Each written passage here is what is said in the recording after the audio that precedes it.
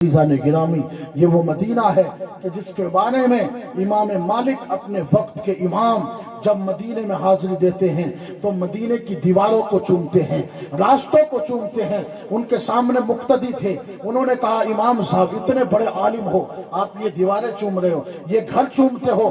کہا کہ تم نہیں جانتے ہو میں ان گلیوں کو، ان دیواروں کو کیوں چوم رہا ہوں؟ اس لیے چوم رہا ہوں، ان دروں دیواروں کو اس لیے چومتا ہوں، ان دروں اور دیواروں نے میرے نبی کے چہرے کا دیدار کیا ہے، ان راستوں نے میرے نبی کے قدموں کو چوما ہے۔ آج ان راستوں کو، ان گلیوں کو میں محبت سے چوم رہا ہوں، اس لیے کہ ہو سکتا ہے کہ یہی میرے لیے ادب اور میرے لیے ذریعہ نجات کا سامان بن جائے۔ عزیزان گرامی، حضرت امداد اللہ مہاجر مکی رحمت اللہ علیہ جب مدینے کی سرزمین پر تشریف لائے، چپل کو اتار دیے، گرمی کا موسم ہے، کنکر آج تو ماربل بچھ گئے، لیکن اس دور میں علماء جب بھی جاتے تھے کنکر پتھر کانٹے سب کچھ ہوتے تھے، وہ دور ایسا ہی دور تھا۔ لیکن عزیزان گرامی، حضرت امداد اللہ مہاجر مکی کے پاؤں میں خون چلنے لگ گیا۔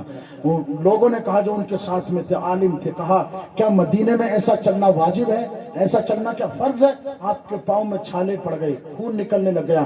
کہا کہ ایسا تو کچھ نہیں ہے کہ میں جو ہے اپنے پاؤں کو خون اور جو ہے اتنی تکلیفیں دوں، لیکن میرا جی گوارا نہیں کرتا کہ حضور کے شہر میں چپلیں پہن کر کے چلوں۔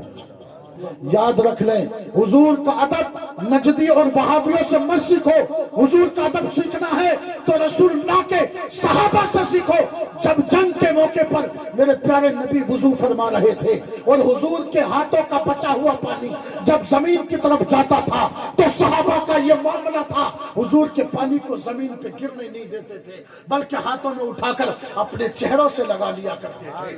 حضور جب اپنی زبان مبارک سے جب کلا کرتے ہیں تو حضور جب زمین پر پانی کی طرف پانی کو گراتے ہیں، لیکن صحابہ اس پانی کو گرنے نہیں دیتے ہیں۔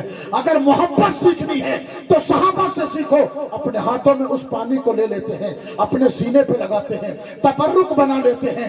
یہاں تک کہ ایک کافر نے دیکھا تھا یہ منظر، اور اس نے دیکھ کر کے اپنے سامنے والے لشکر کو یہ جا کے بتا دیا تھا کہ تم محمد کے غلاموں سے کبھی جیت نہیں سکتے، اس لیے کہ جو محمد کی قوم اپنا گرا ہوا وضو کا پانی زمین پر نہیں گرنے دے سکتی، وہ قوم اپنے نبی کا خون گرتا ہوا کیسے دیکھ سکتی ہے؟ وہ قوم جو اپنے نبی کے وضو کا پانی زمین پہ نہ گرنے دے، اے کافرو تم کیا سمجھتے ہو کہ وہ اپنے نبی کا خون زمین پہ گرنے دیں گے؟ اللہ اکبر۔ حضور کے صحابہ کی محبت کا معیار یہ تھا کہ رسول پاک علیہ السلام کی بارگاہ میں جب بیٹھتے تھے تو ایسا لگتا تھا کہ جیسے کہ خاموش اونٹ اور خاموش پرندے بیٹھے ہوئے ہیں جو گونگے اور بہرے ہیں، اور حضور پاک علیہ السلام کی بارگاہ میں اس ادب کے ساتھ بیٹھتے تھے۔ میرے ساتھیو عزیزو، حضور کا ادب ایمان ہے، حضور کا ادب دین ہے، حضور کا ادب اسلام ہے۔ یہاں سے اسلام اور ایمان کی ابتدا ہوتی ہے۔ ایمان کی ابتدا نماز سے نہیں ہوتی ہے، اسلام کا تو احکام ہے نماز، اسلام کا ایمان نہیں ہے، بلکہ ایمان اور اسلام کا احکام ہے نماز۔ حج، روزہ، زکوٰۃ یہ احکام ہے اسلام کے، لیکن حضور اسلام کی جان ہے، حضور ایمان کی جان ہے۔ عزیزان گرامی، رسول پیدا ہو جائے گا۔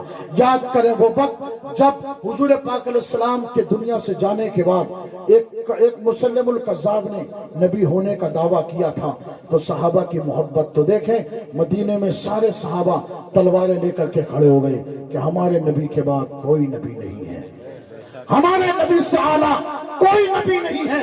ابو بکر منبر پہ آئے اور کہا، مسند خلافت سے اعلان فرمایا، آج کی رات، آج کی تاریخ میں کوئی مدینے میں نہیں رہے گا، نہ بدر کے صحابی، نہ کوئی بھی صحابی، کوئی بھی بچہ مدینے میں نہیں رہے گا۔ آج یمامہ کے میدان میں سبھی جائیں گے اور حضور کی ناموس رسالت کے لیے اپنے سروں کو کٹائیں گے۔ حضرت ابو بکر نے اعلان کر دیا تھا، کیونکہ جنگ بدر کے جتنے صحابی تھے نا، مدینے میں ان کے لیے جنگ میں جانا بند کر دیا تھا۔ حضور علیہ السلام کے دور کے جانے کے بعد بدر کے جتنے بھی صحابی تھے ان کے لیے منع تھی کہ اب وہ کسی بھی جنگ میں نہیں جائیں گے، اس لیے کیونکہ وہ حضور کے ساتھی تھے۔ جنگ بدر انہوں نے لڑی تھی تو تمام مسلمان ان کو برکت کے لیے اپنے شہر میں رکھتے تھے، उनसे कहते थे कि तुम अब जंग में नहीं जाओगे। लेकिन जब हुजूर की इज्जत की बात आई तो अबू बकर ने कहा अब तक तो तुम्हारे लिए जंग में जाना मना था, लेकिन अब हुजूर की इज्जत की बात आ चुकी है तो मदीने में एक बच्चा भी ना रहेगा। अबू बकर का ऐलान करना था कि रसूल की इज्जत के लिए, रसूल की मोहब्बत के लिए, रसूल की नामूस के लिए सहाबी का बच्चा बच्चा मैदान में जाके खड़ा हो गया और दुश्मनों के सामने ललकार के कहा था मेरा नबी कल भी जिंदा था, आज भी जिंदा है, मेरा नबी खातमुन नबीयीन है, नबी के बाद कोई नबी नहीं होगा। अगर किसी ने कहा कि मैं नबी हूं तो हम उसकी गर्दनें उड़ा देंगे, उसके खानदान को मिटा देंगे, उसकी नस्लों को बर्बाद कर देंगे। अबू बकर की ललकार ने, सहाबा की तलवार ने उस मैदान में ऐसे जंग की और दुनिया को ऐसा सबक पढ़ाया कि अब रहती दुनिया तक किसी की मजाल ना होगी कि वो नबी होने का ऐलान कर सके, क्योंकि नबी के सहाबा हुजूर से बेइंतहा मोहब्बत करते थे।